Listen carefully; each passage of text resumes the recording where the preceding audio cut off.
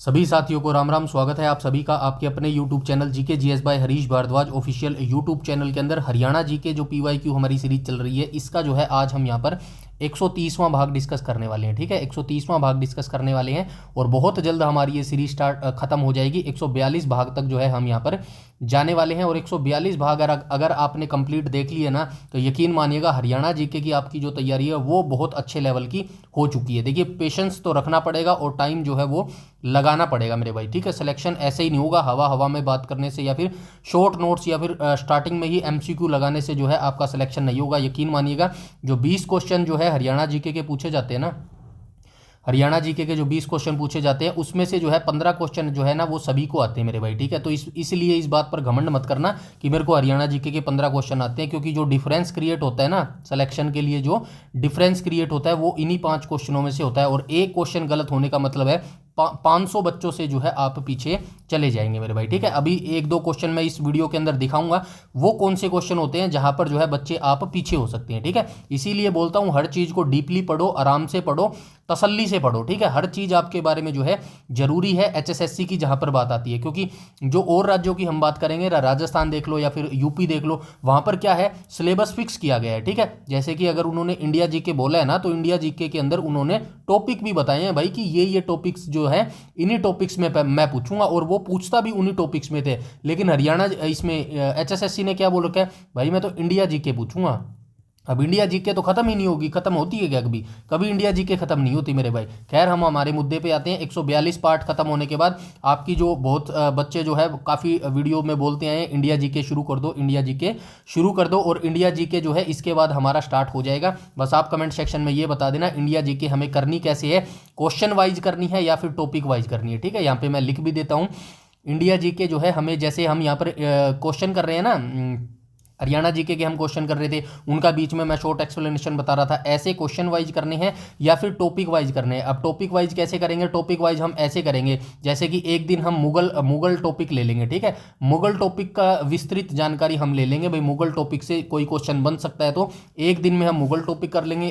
अगले दिन हम जो है दूसरा टॉपिक कर लेंगे, एक दिन हम दिल्ली सल्तनत कर लेंगे, एक दिन हम जो है ऐसे ऐसे करके जो है टॉपिक वाइज भी कर सकते हैं। तो अपनी राय जरूर बताना कमेंट सेक्शन में कैसे जो है हम तैयारी कर सकते हैं इंडिया जीके की, ताकि जो है उस पर मैं अभी से काम कर सकूं मेरे भाई। ठीक है, तो डोंट वरी, IPC की जो आपकी चीज़ें थी ना, IPC और CRPC, इन पर भी जो है काम मैं कर रहा हूं। बहुत जल्दी जो है इसकी वीडियो भी आपको दे दी जाएगी, क्योंकि जो अपडेटेड है ना, आप सभी जानते हैं 2023 से जो है भारत की दंड संहिता और जो है नागरिक सुरक्षा जो अधिनियम है वो लागू हो चुकी है। तो इसीलिए पुराने और नए का जो है कॉम्बिनेशन बनाने में थोड़ा टाइम लग रहा है, इसीलिए ये भी चीज़ें आपको बिल्कुल करेक्ट दी जाएंगी जहां से आपके क्वेश्चन पूछे जाएंगे मेरे भाई। ठीक है, तो पेशेंस रखिएगा। वर्तमान में जितनी मैं चीज़ें दे रहा हूँ ना, इनको जरूर पढ़ लीजिएगा। ऐसा ना हो कि भाई ये चीज़ें भी रह जाएं आपकी और आप जो दूसरी चीज़ का वेट करते रहो, इतने आपका पेपर ही आ जाए। ठीक है, ये चीज़ें भी बहुत इंपॉर्टेंट है जो भी अभी मैं करवा रहा हूँ। ठीक है, हरियाणा जीके में से 20 लेना कोई आसान चीज़ नहीं है। आपको लग रहा होगा कि हरियाणा जीके कर लेंगे, इतना आसान नहीं है।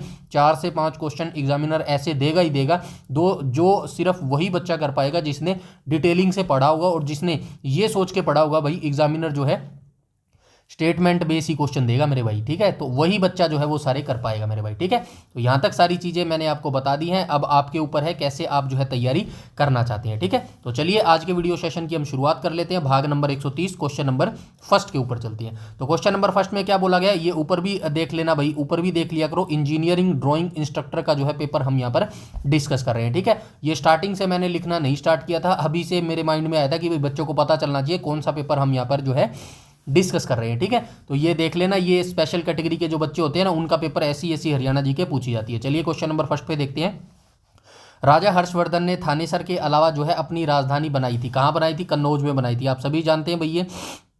ठीक है, वर्धन वंश से संबंधित थे, जिसकी स्थापना पुष्यभूति ने की थी, और हर्षवर्धन के पिता का नाम जो है प्रभाकर वर्धन होता था। 606 से 647 तक जो है इन्होंने शासन किया था। इनके दरबार का जो बाणभट्ट थे वो क्या थे? इनके बाणभट्ट जो है इनके दरबारी कवि होते थे। ठीक है, इनके दरबार में एक प्रसिद्ध यात्री आया था जिसका नाम था हुएन स्वांग था। ठीक है, हुएन स्वांग आया था, ये चीन से आया था भाई। ठीक है, चीन से आया था। 629 में जो है ये भारत में आया था और 634-35 में जो है ये हर्षवर्धन के दरबार में पहुंचा था। ठीक है, इसने एक पुस्तक भी लिखी थी जिसका नाम था CU की। ठीक है, CU की जो है इसकी पुस्तक का नाम होता था। और हर्षवर्धन खुद एक जो है लेखक होते थे, उन्होंने भी जो है अपनी 3 किताबें लिखी थी। हरचरित्र जो है किसने लिखी थी? हरचरित्र बाणभट्ट ने लिखी थी। चंडी शतक जो है बाणभट्ट ने लिखी थी। बाका नागानंद होगा, प्रियदर्शिका होगा, ये जो है हर्षवर्धन के द्वारा लिखी थी। ठीक है, 618 19 ईस्वी में जो है इनको हराया भी था। किसने हराया था? पुलकेशिन द्वितीय ने जो है इनको हराया था। नर्मदा नदी के तट पर जो है इनको हराया था। और ये जानकारी हमें कहाँ से मिलती है? ऐहोल अभिलेख से हमें ये जानकारी मिलती है। ठीक है, ऐहोल अभिलेख से ये जानकारी मिलती है। और अभी ऐहोल अभिलेख को किसने लिखा था? तो ये रवि कीर्ति ने जो है ऐहोल अभिलेख को लिखा था। ये सारी जानकारी जो है आप याद रखेंगे मेरे भाई। ठीक है, आई होप ये जानकारी आपको पता भी होगा। और पिछली वीडियोस अगर आपने देखी होंगी तो वहाँ से मैंने जो है ये सारी चीज़ें आपको डिटेल में लिख कर भी दी है मेरे भाई। ठीक है, इसीलिए बोलता हूँ एक एक पार्ट्स आपको देखना बेहद जरूरी है मेरे भाई। ठीक है, आपको ये लग रहा होगा ना 130 पार्ट मैं कैसे देखूँ, तो भाई देखने पड़ेंगे आपको। कैसे ही देखो, सिलेक्शन लेना है तो जलना पड़ेगा भाई, तपना पड़ेगा। सोना ना आग के अंदर तपता है, तब जाके वो सोना बनता है मेरे भाई। ठीक है ना, तो आपको भी वो सिलेक्शन लेना है ना, तो इस रास्ते से ही गुजरना पड़ेगा मेरे भाई आपको। ठीक है, चलिए आगे चलते हैं क्वेश्चन नंबर 2 पर।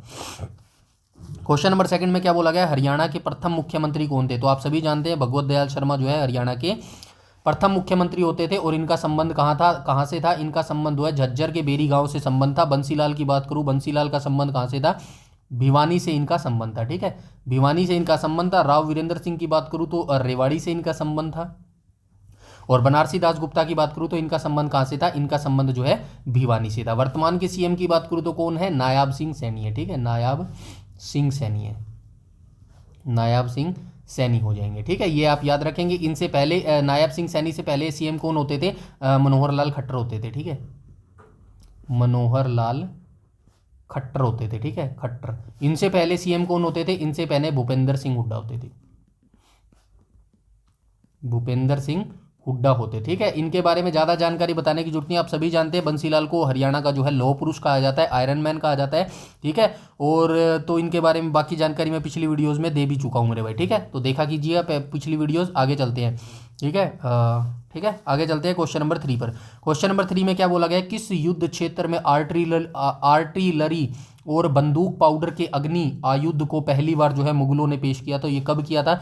पानीपत के प्रथम युद्ध में जो है ये मुगलों ने पेश किया था। आप सभी जानते हैं पानीपत का प्रथम युद्ध जो है 21 अप्रैल 1526 को लड़ा गया था। इब्राहिम लोदी और जो है बाबर के बीच में युद्ध लड़ा गया था। और इब्राहिम लोदी जो है युद्ध में ही मारा गया था। और यहीं से जो है मुगल साम्राज्य की नींव डल गई थी। आप सभी को पता है, ये चीज़ें मुझे पता है। ठीक है, आपको पता है पानीपत की प्रथम लड़ाई कब हुई थी, पानीपत की दूसरी लड़ाई कब हुई थी, और पानीपत की तीसरी लड़ाई कब हुई थी। ठीक है, बस आप ये याद रखना। करनाल का जो युद्ध था ये कब हुआ था?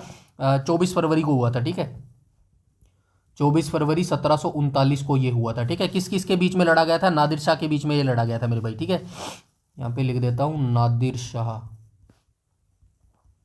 नादिर शाह वर्सेस किसके बीच में लड़ा गया था? मोहम्मद शाह के बीच में लड़ा गया था। ठीक है,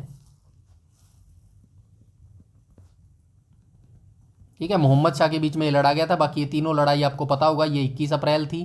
ठीक है, ये 21 अप्रैल थी, ये 5 नवंबर थी, और ये 17 जनवरी थी। ठीक है, ये 17 जनवरी थी। ये सभी आपको पता होगा। आगे चलते हैं। ये बाकी डिटेल से मैंने सारी चीज़ें लिख दी है, बस आपको पढ़ना है भाई मेरे भाई। ठीक है, कहीं नहीं जाना, एक जगह बैठ के जो है इनको पढ़ना है मेरे भाई। ठीक है, 17 अप्रैल 1939 को जो है ये युद्ध लड़ा गया था। नादिर शाह की विजय हुई थी मुख्यतः। इस हार के बाद दिल्ली पर नादिर शाह का कब्जा हुआ था और वह प्रसिद्ध कोहिनूर हीरा और मयूर सिंहासन अपने साथ ले गया था, जिसने मुगल साम्राज्य के पतन को और तेज कर दिया मेरे भाई। ये सारी चीज़ें आपने पढ़ी होगी। बस यहाँ पर लिखने का मतलब ये है, आपको यहाँ पर जो है रिवीजन करना है मेरे भाई। ठीक है, यहां से आपकी इंडिया जीके भी धीरे धीरे चल रही है। आगे चलते हैं क्वेश्चन नंबर 4 के ऊपर। तो क्वेश्चन नंबर 4 में क्या बोला गया? मुख्यमंत्री गुड गवर्नेंस एसोसिएट्स हरियाणा सरकार और डैश के बीच में एक साझेदारी हुई है। देखिए, ये वही क्वेश्चन है जो मैं अभी बात कर रहा था ना, जो पांच क्वेश्चन का जो डिफरेंस क्रिएट होता है, जहाँ पे 15 नंबर तो आपको आते हैं, 15 क्वेश्चन तो हरियाणा जीके के आते हैं, लेकिन जहाँ पर आपका डिफरेंस क्रिएट होता है, ये क्वेश्चन वही है। ये क्वेश्चन कहाँ से पूछा गया है? समझौता सा पूछा गया है। ठीक है, समझौता मतलब समझौता कब होता है, किसके बीच में होता है? ये करंट अफेयर का पार्ट होता है। ठीक है, अभी हम जो बात कर रहे हैं ना, नेशनल करंट अफेयर जो है हम कर रहे हैं, वहां पर मैंने पिछली क्लास में जो है समझौते ही करवाए हैं 2024 के। ठीक है, नेशनल करंट अफेयर है, यानी कि भारत का 2024 में किस किस देश के साथ समझौता है वो सारे मैंने यहाँ पर करवा दिए मेरे भाई, ठीक है। उसके बाद हरियाणा की बारी आएगी तो हरियाणा के भी हम जो है ऐसे ही करने वाले हैं। तो यही क्वेश्चन जो है डिफरेंस क्रिएट करते हैं, इसीलिए बोलता हूँ कुछ भी छोड़ने की जरूरत नहीं है। और यकीन मानिएगा यूट्यूब पे जो आप अभी से MCQ लगाते हैं ना, वहाँ पे ये क्वेश्चन नहीं मिलेंगे भाई, मैं यकीन से कह सकता हूँ, ठीक है। ये क्वेश्चन तभी आते हैं जब आप डिटेलिंग से पढ़ते हो चीज़ों को, और ये क्वेश्चन करना बेहद जरूरी है। और इस चीज़ का एहसास आपको एग्जाम जब पेपर देखोगे ना, तब आपको पता चलेगा वहाँ एक एक नंबर की क्या वैल्यू होती है मेरे भाई, ठीक है। चलिए आगे चलते हैं। अच्छा ये रह गया क्या, क्वेश्चन नंबर 4 का राइट ऑप्शन क्या हो जाएगा, अशोक विश्वविद्यालय हो जाएगा मेरे भाई, ठीक है। अशोक विश्वविद्यालय की स्थापना कब हुई थी, 2014 में इसकी स्थापना हुई थी। और कहाँ पर अवस्थित है, सोनीपत में ये अवस्थित है मेरे भाई, ठीक है। सोनीपत में ये अवस्थित है, ये भी आप याद रखेंगे। आगे चलते हैं क्वेश्चन नंबर 5th पर चलते हैं, ठीक है। क्वेश्चन नंबर 5th में क्या बोला गया है, हरियाणा के वर्तमान मुख्यमंत्री श्री मनोहर लाल खट्टर नहीं है, ये नायब सिंह सैनी आ जाएंगे। हरियाणा विधानसभा में निर्वाचन क्षेत्र का प्रतिनिधित्व करते हैं, तो ये करनाल क्षेत्र से विधानसभा का जो है क्षेत्र का जो है प्रतिनिधित्व करते हैं, ठीक है। अभी आप ये याद नहीं रखेंगे, अभी आप नायब सिंह सैनी रखेंगे जो कि लाडवा कुरुक्षेत्र से प्रतिनिधित्व करते हैं, ठीक है। नायब सिंह सैनी निर्वाचन क्षेत्र कहाँ है, लाडवा कुरुक्षेत्र का है। डोंट वरी, जितने भी हरियाणा का विधानसभा है ना, हरियाणा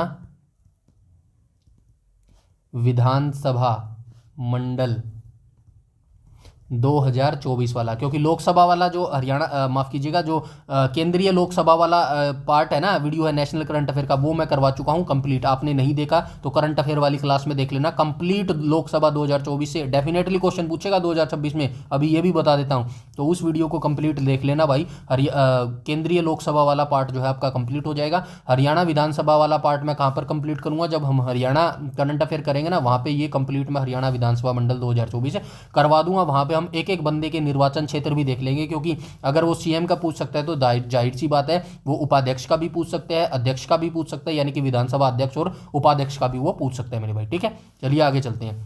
वर्तमान में 15वीं विधानसभा चल रही है, ये आप सभी को पता है मेरे भाई। आगे चलते हैं क्वेश्चन नंबर 6 के ऊपर। क्वेश्चन नंबर 6 में क्या बोला गया है, तो क्वेश्चन नंबर 6 में बोला गया सोहना KMP एक्सप्रेसवे कैरिजवे परियोजना अब हरियाणा में निवेश का एक हिस्सा है।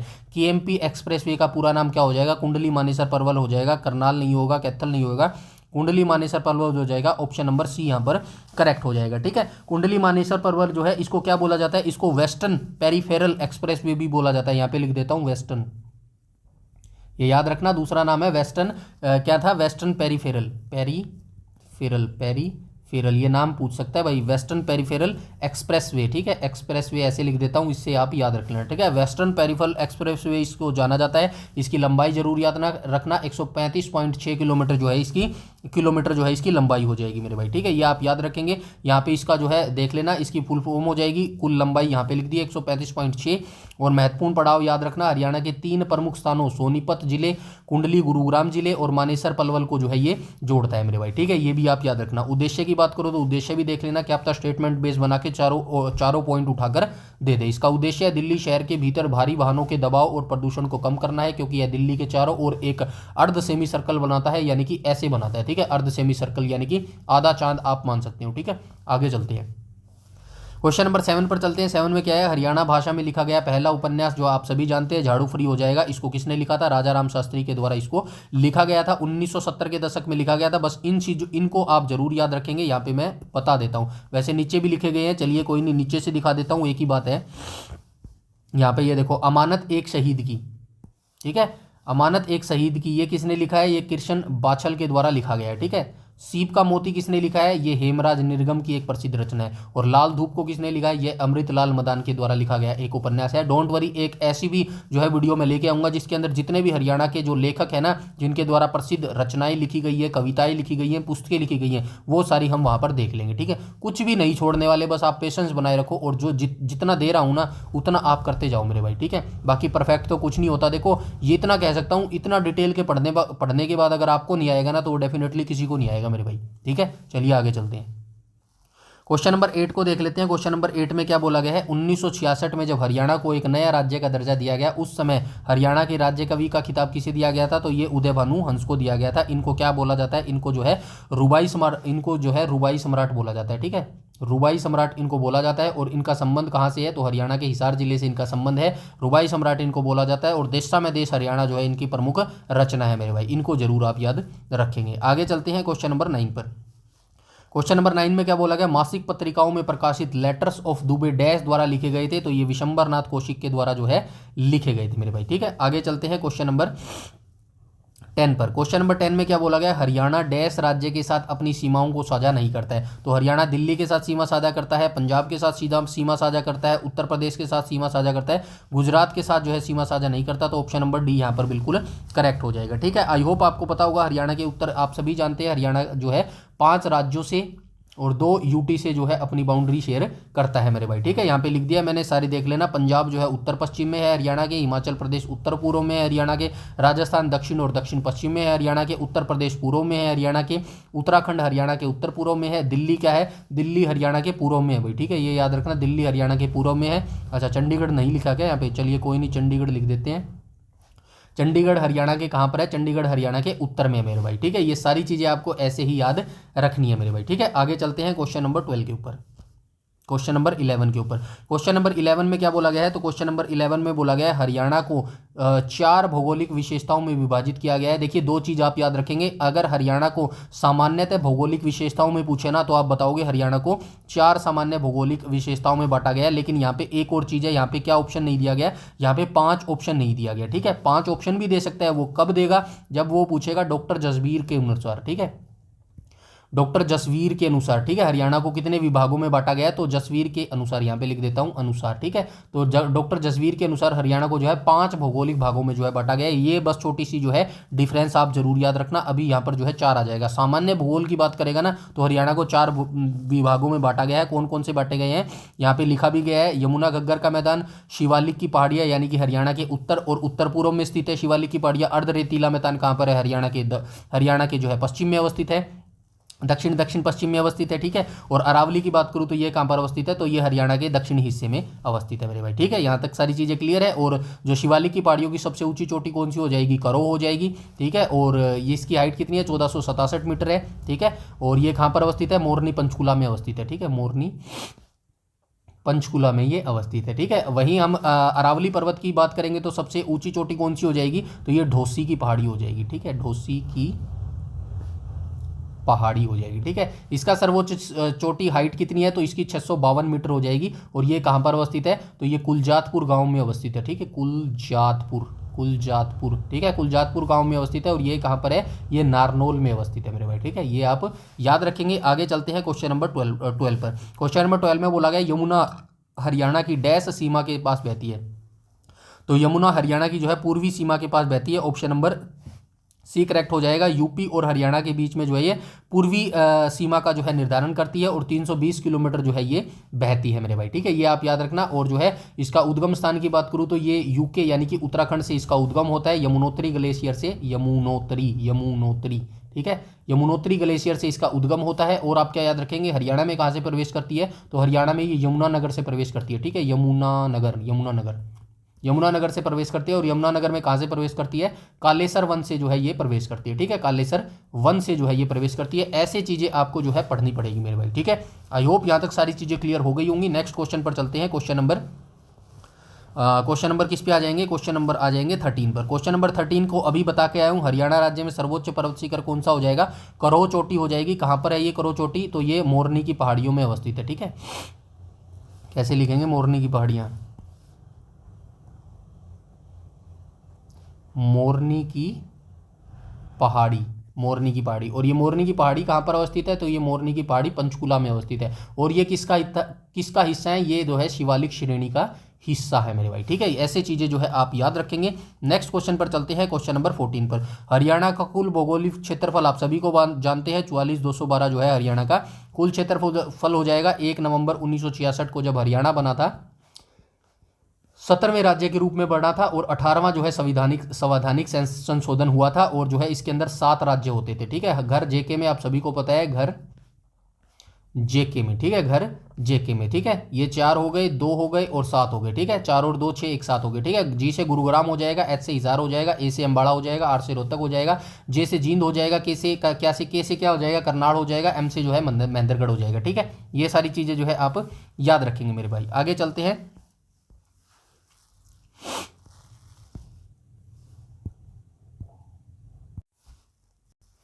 क्वेश्चन नंबर 15 को देख लेते हैं। हरियाणा का उच्च न्यायालय कहाँ स्थित है? तो सबसे पहले आपको पता होना चाहिए हरियाणा का उच्च न्यायालय के बारे में थोड़ी सी चीज़ें पता होनी चाहिए। वैसे मैं प्रीवियस वीडियो में डिटेल से बता के आया हूँ। हरियाणा जो उच्च न्यायालय है, ठीक है, पंजाब एंड हरियाणा उच्च न्यायालय इसको बोलते हैं, ठीक है, पंजाब। चलिए हम पहले बात कर लेते हैं, सबसे पहले बात कर लेते हैं इसकी स्थापना कब हुई थी। चलिए थोड़ा सा बता ही देता हूँ, बात आ गई है तो, ठीक है। लाहौर उच्च न्यायालय, ठीक है, न्यायालय,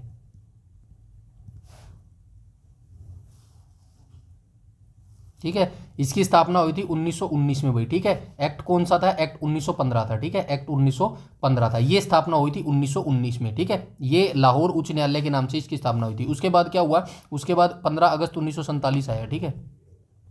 15 अगस्त 1947 को क्या हुआ भाई, पंजाब जो होता था ना, पंजाब हमारा जो पंजाब होता था उस समय बहुत बड़ा क्षेत्र होता था, पंजाब बहुत बड़ा क्षेत्र होता था 1947 से पहले, जब बंटवारा नहीं हुआ था तब की बात कर रहा हूँ, ठीक है। उस समय जो ये लाहौर उच्च न्यायालय होता था ना, लाहौर उच्च न्यायालय में आता था ये 1919 के अंदर। तो 15 अगस्त 1947 में क्या हुआ भाई, बंटवारा हो गया, पाकिस्तान अलग हो गया और भारत हम अलग हो गए भाई। तो उसमें क्या करा, ये जो पंजाब था ना ये दो हिस्सों में बट गया, दो हिस्सों यानी कि एक पश्चिमी में बट गया, एक पश्चिमी पंजाब में बट गया, और एक क्या बट गया, एक पूर्वी पंजाब में बट गया। हमारे हिस्से कौन सा पंजाब आया? हमारे हिस्से जो है पूर्वी पंजाब आया, पश्चिमी पंजाब जो है ये पाकिस्तान में चला गया। और ये जो लाहौर उच्च न्यायालय था ना ये भी पश्चिमी पंजाब में चला गया मेरे भाई। उसके बाद जो है पश्चिमी पाकिस्तान में चला गया, तो भाई हमें भी एक जो है हाई कोर्ट की ज़रूरत पड़ गई भाई। फिर क्या बोलेगी, एक और 1947 में जो है एक और न्यायालय बना दो। उस समय कौन सा न्यायालय बनाया? पंजाब उच्च न्यायालय बनाया, ठीक है, पंजाब उच्च न्यायालय बनाया, ठीक है, पंजाब उच्च न्यायालय बनाया है 1947 में भाई, ठीक है। और ये कहाँ पर बनाया था? तो ये भाई शिमला में बनाया था, ठीक है, ये शिमला में बनाया था। तो भाई शिमला में बनाया था तो उस समय भाई बहुत ज़्यादा ठंड होती थी, तो भाई 1955 में इसको क्या किया, 1955 में इसको ट्रांसफ़र कर दिया, 1955 में क्या किया, इसको ट्रांसफ़र कर दिया। और कहाँ पर कर दिया? इसको चंडीगढ़ ट्रांसफ़र कर दिया, ठीक है, चंडीगढ़ जो है इसको ट्रांसफ़र कर दिया था। ये कहानी आपको पता होगी। उसके बाद जो है इस समय भी 1955 में भी जब ये ट्रांसफ़र किया ना, इसका नाम क्या होता था? पंजाब उच्च न्यायालय ही होता था मेरे भाई, ये आप याद रखना, पंजाब उच्च न्यायालय। लेकिन 1 नवंबर 1966 को जब हरियाणा बना ना, उस समय जो है इसका नाम चेंज करके क्या कर दिया गया, पंजाब एंड हरियाणा उच्च न्यायालय जो है इसका कर दिया गया था, ठीक है। ये छोटी सी जो है स्टोरी आपको याद रखनी है, ऐसे ही क्वेश्चन वो पूछता है, ठीक है। ये चंडीगढ़ के अंदर अवस्थित है। अब इसके जो है आपको मुख्य जो है न्यायाधीश याद रखने हैं। कौन कौन से मुख्य न्यायाधीश याद रखने हैं? एक तो आपको 1947 वाला रखना है, एक आपको कब का रखना है, यहाँ पे मैं लिखा भी होगा, ये देखो। एक तो आपको 1947 वाला रखना है, रामलाल हो जाएंगे, 1955 में अमरनाथ भंडारी हो जाएंगे, 1 नवंबर 1966 को मेहर सिंह हो जाएंगे, और यहाँ पे मैं लिख देता हूँ वर्तमान जनवरी 2026। तो 2026 में कौन है? न्यायमूर्ति हो जाएंगे शील नागू, ठीक है, न्यायमूर्ति शील नागू हो जाएंगे, ठीक है, शील नागू हो जाएंगे, ठीक है। ये चारों को चारों आप याद रखना, वर्तमान में नहीं, हमेशा एचएसएससी यहीं से क्वेश्चन पूछता है। बताइए 1947 में Punjab and Haryana high court का मुख्य न्यायाधीश कौन था? बताइए 1955 में कौन था? बताइए 1966 में कौन था? ऐसे वो चीज़ें जो है पूछता है मेरे भाई, ठीक है। यहाँ तक सारी चीज़ें क्लियर है। आगे चलते हैं क्वेश्चन नंबर 16 पर। क्वेश्चन नंबर 16 में क्या बोला गया है? तो क्वेश्चन नंबर 16 के अंदर बोला गया है हरियाणा विधानसभा के वर्तमान अध्यक्ष कौन है? तो आप सभी जानते हैं 15वीं विधानसभा चल रही है, 15वीं विधानसभा चल रही है, और इसके अध्यक्ष कौन हो जाएंगे भाई? हरविंदर सिंह कल्याण हो जाएंगे, ठीक है, हरविंदर सिंह कल्याण हो जाएंगे, ठीक है। उपाध्यक्ष की बात क्या पूछा है यहाँ पे? अध्यक्ष पूछा है ना, तो अध्यक्ष क्या हो जाएंगे? ये वर्तमान की है भाई, 2026 वाला याद रखना, जनवरी 2026 तक का बता रहा हूँ, पीछे वाला याद नहीं रखना, ये क्वेश्चन जो है पुराना है भाई, ठीक है। तो हरविंदर सिंह कल्याण अभी वर्तमान में हो जाएंगे। और उपाध्यक्ष आपसे पूछे तो उपाध्यक्ष, तो उपाध्यक्ष आप कौन बचाएंगे? कृष्ण लाल मिड्डा हो जाएंगे, ठीक है, कृष्ण लाल मिड्डा हो जाएंगे। अभी इनकी लड़के की भी शादी थी, किसी को पता है? कृष्ण लाल मिड्डा जी की अभी जो है उपाध्यक्ष है ना जो हरियाणा विधानसभा के, इनके बेटे की शादी थी, और वहाँ पर सारे बैठे थे। कौन बैठे थे? भूपेंद्र सिंह हुड्डा भी बैठे थे और नायब सिंह सैनी भी बैठे थे। ऐसा मिलाप हो रहा था उन दोनों के बीच में जैसे पता नहीं बिछड़े हुए भाई दो मिले हो, ठीक है। तो बस कहने का मतलब इतना ही है, आप जो है इनके चक्रों में मत पड़ा करो कि राजनीति ये है वो हो जाएगा, जो हो जाएगा होने दो यार। अपने घर पे कोई भी अनाज की बोरी नहीं गिर के जाता मेरे भाई। हमको अगर रोटी खानी है ना तो खुद चलना पड़ेगा, खुद तपस्या करनी पड़ेगी। ये जो नेता और पार्टी है ना, ये सब एक ही है मेरे भाई, ऊपर जाके आगे जाके। ना तो आपके बारे में, आप इनके बारे में डिटेल से जानते हो, ना मैं जानता हूँ, और ना ही जानना चाहिए हमें। क्यों नहीं जानना चाहिए? क्योंकि भाई टाइम वेस्ट होता है, कुछ इनका निष्कर्ष नहीं निकल सकता। जब संविधान में लिखी चीज़ को ये नहीं मानते यार, तो आप कैसे कह सकते हो कि मैं जाके बोल दूंगा और वो चीज़ ये मान लेंगे? ऐसा पॉसिबल ही नहीं है मेरे भाई। सालों से जो चीज़ एक मान मान के चलिएगा, अभी हम 77वां जो है गणतंत्र दिवस मनाने वाले हैं, जो चीज़ 77 सालों में नहीं हुई, आप सोच रहे हो कि यार 6 महीनों में मैं चेंज कर दूंगा? पॉसिबल है क्या? लॉजिकल चीज़ सोचा करो मेरे भाई थोड़ी सी, ठीक है? टाइम वेस्ट करना है ना, तो इस चीज़ पे टाइम वेस्ट कभी भी मत करना कि भाई बीजेपी ने ये काम गलत कर दिया, कि कांग्रेस ये गलत काम करती थी। भाई गलती भी तो आपकी, आप वोट ही मत दो, बात ही खत्म। सीधी सी बात है, वोट तो दे के आते हो ना, आप किसी ना किसी को तो दे के ही आते होगे, तो वो चीज़ यहीं पे घूम फिर के वहीं आ जाती है। अगर आप अपने अंदर सुधार नहीं कर सकते ना, तो मेरा ये कहने का मतलब है कि आप दूसरों को भी गलत ठहराना बंद कर दो। हाँ, आप ये कर सकते हो, अपने ऊपर काम करो ना, अपनी पढ़ाई के ऊपर फोकस करो, अपनी किताबों के ऊपर जान लगाओ, ये चीज़ आपसे कोई नहीं छीन पाएगा, और यही चीज़ ज़िंदगी में आपके काम आएगी मेरे भाई। समझ रहे बात को? तो इन चीज़ों पे राजनीति और जो है बात करना छोड़ दो कि भाई बीजेपी ने ये काम किया था, बीजेपी ने वर्तमान में, हालांकि मैं किसी का यहाँ पे समर्थन नहीं कर रहा हूँ, ना मैं बीजेपी का कर रहा हूँ ना कांग्रेस का, मुझे तो पता है भाई ये कितने पानी में है, ठीक है? इसीलिए मैं अपना ही सोचता हूँ मेरे भाई, अपने ऊपर ही टाइम वेस्ट करता हूँ, ठीक है? चलिए आगे चलते हैं। खैर ये ज़्यादा बातें इनके ऊपर नहीं करना चाहिए मेरे भाई, ठीक है? आप सभी समझदार हैं। चलिए ये देख लेना भाई, ये हरियाणा के राज्यपाल हो जाएंगे, असीम कुमार घोष हो जाएंगे मेरे भाई, ठीक है?